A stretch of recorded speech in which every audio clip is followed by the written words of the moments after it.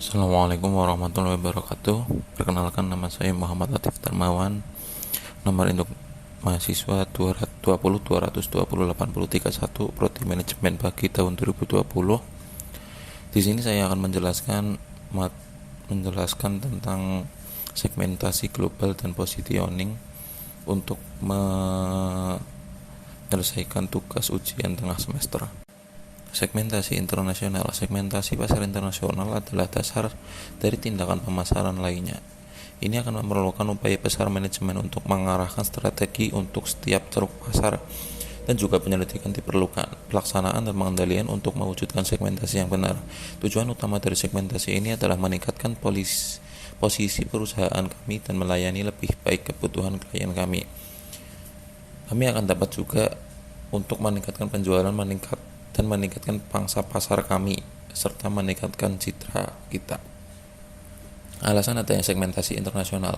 Kesuksesan pemasaran internasional membutuhkan perhatian lebih banyak, terutama dalam melakukan segmentasi terdapat kurang lebih 228 negara di dunia dengan budaya yang berbeda-beda. Perbedaan tersebut meliputi kebiasaan termasuk etika usaha, keyakinan ras, dan pola distribusi pendapatan. Perbedaan-perbedaan tersebut dapat mempersulit proses segmentasi. Semakin sulit ketika data yang tersedia tidak dapat diandalkan oleh perusahaan yang akan memasuki pasar internasional.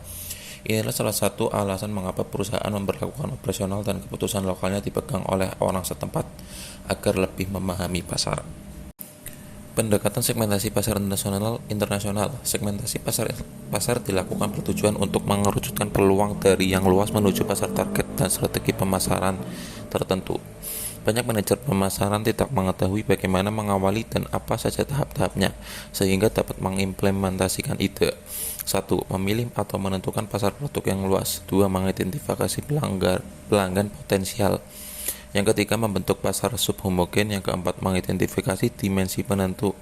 Yang kelima, mengevaluasi perilaku segmen pasar produk. Di sini ada beberapa pendekatan segmentasi. Yang pertama itu segmentasi dengan pendekatan geografis. Pendekatan ini lebih berfokus pada pengelompokan calon pelanggan dari sisi geografis seperti negara, provinsi, kota, atau kabupaten, atau wilayah-wilayah tertentu. Yang kedua itu segmentasi dengan pendekatan demografis. Pendekatan ini lebih berfokus dengan pengelompokan calon pelanggan pada usia, jenis kelamin, tingkat pendidikan, pendapatan, hingga tingkat kesejahteraan. Yang ketiga, segmentasi dengan pendekatan psikografis. Pendekatan ini adalah cara melakukan segmentasi dengan mengelompokkan calon pelanggan berdasarkan karakteristik personalnya yang didasarkan dengan kepribadian, sikap, nilai-nilai, citra, dan minat, pendapatan, hingga gaya hidup. Yang selanjutnya, segmentasi dengan pendekatan sosial kultural. Segmentasi dengan mengelompokkan calon pelanggan dengan pendekatan sosial kultural. Pendekatan ini membuat variabel sosial dan variabel budaya seperti nilai kebersamaan, kepercayaan, hingga sikap seseorang menjadi satu. Yang terakhir, segmentasi dengan pendekatan benefit. Pendekatan manfaat yang secara spesifik dibutuhkan oleh calon pelanggan atas sebuah produk tertentu seperti makanan, minuman, kopi, pakaian, elektronik, mobil, dan yang lain-lain. Dasar segmentasi pasar. Menentukan calon konsumen dalam segmentasi pasar memerlukan pertimbangan dan penilaian tertentu. Ada beberapa syarat yang mendasari konsumen itu agar masuk ke dalam pasar yang dituju perusahaan. Beberapa dasar segmentasi pasar diantaranya: satu, target pasar bisa diukur, misalnya dari segi jumlah atau usia. Yang kedua, bisa diakses. Yang ketiga, skala target pasar cukup besar. Yang keempat, bisa dipetakan. Yang kelima, pasar yang dituju bisa memberi keuntungan untuk perusahaan. Yang keenam, bisa menjadi sasaran dari program pemasaran yang dilaksanakan. Strategi segmentasi internasional. Strategi konsentrat atau tunggal segmen strategi. Salah satu segmen pasar, tidak seluruh pasar disajikan dengan satu bauran pemasaran.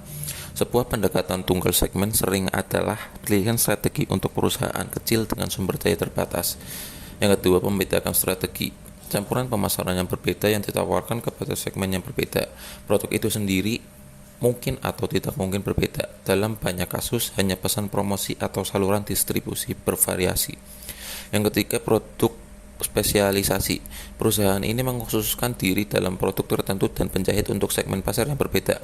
Pasar spesialisasi. Perusahaan ini mengkhususkan diri dalam melayani segmen pasar tertentu dan menawarkan segmen yang berbagai produk yang berbeda. Yang kelima, cakupan pasar penuh. Perusahaan ini berusaha untuk melayani seluruh pasar. Pertanggungan ini dapat dicapai dengan cara baik strategi pasar massal di mana campuran pemasaran tunggal ditawarkan kepada seluruh pasar atau dengan strategi yang berbeda menyesuaikan bauran pemasaran. Positioning konsumen global, asing dan lokal. Positioning adalah tentang bagaimana Anda membedakan produk atau jasa Anda di benak prospek Anda. Positioning adalah pendekatan baru untuk komunikasi dan pemasaran. Ini adalah sistem yang terorganisasi untuk menemukan jendela dan pikiran prospek Anda untuk posisi efektif di sana, di mana produk, barang dagangan, sebuah layanan, perusahaan, atau seorang terhadap pesaing utamanya. Sistem ini didasarkan pada konsep bahwa komunikasi hanya dapat terjadi pada waktu yang tepat dalam situasi yang tepat. Pikiran yang hanya menerima informasi baru yang sesuai dengan kondisi saat ini. Ini menyaring segala sesuatu yang lain. Dengan kata lain, positioning adalah proses di mana jangkar psikologis atau setiap stimulus yang membagikan respon konsisten telah ditempatkan ke dalam pikiran prospek sehingga mereka datang untuk memilih salah satu orang tertentu atau perusahaan yang lain.